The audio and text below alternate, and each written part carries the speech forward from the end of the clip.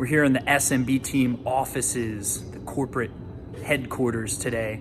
And I wanted to make a video on something. Actually, when I was walking the halls to do a quick break from the computer, I had a thought. And the thought was, stress is selfish.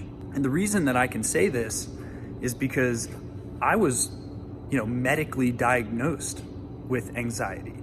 When I was in college, I went through 5 years of severe anxiety, to the point where when I overcame anxiety through forming a set of morning, daily, and evening habits, which I wrote a book on called Worry 180, worry180.com. I need to definitely start pushing this book more. It's amazing. It's 240 pages of how I overcame anxiety. But regardless, one of the biggest insights I had when I overcame anxiety was the fact that it's a selfish emotion.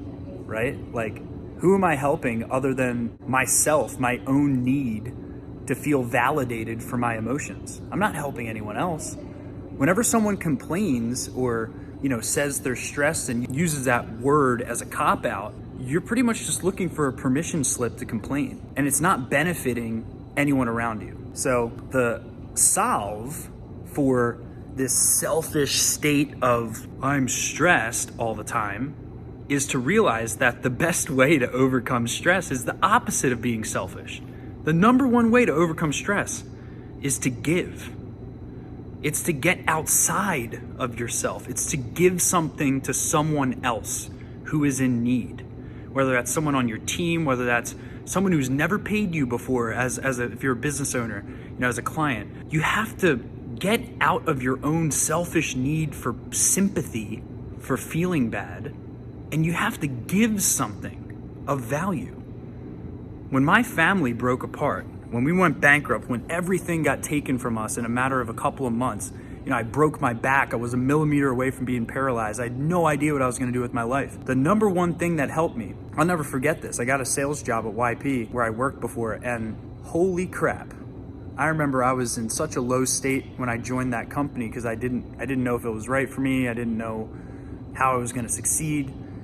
I remember this one day I came into the office and my only focus was to help everyone else in that office. And actually, we had like a sales team meeting, and we were in this open area, and there was a whiteboard. There's like this little whiteboard thing with a squeegee marker, and I get up in front of the class it's so funny. I was treating it like a class. I get up in front of all my coworkers and I give them this theoretical training in my mind of how we should be consultatively recommending solutions to people who need digital marketing versus selling them like used car salespeople. And I just remember this feeling of weight being taken off my shoulders because I was helping them, right? And even if I wasn't helping them as much as I thought I was, I at least felt like I was giving something of value. I had a couple people come up afterwards and say that was awesome. Not everyone. Maybe I didn't help some of them. The point is my intention was to help. And if we can just pivot from using the word stress as an excuse to using it as a trigger to help someone else, because we realize that stress is selfish.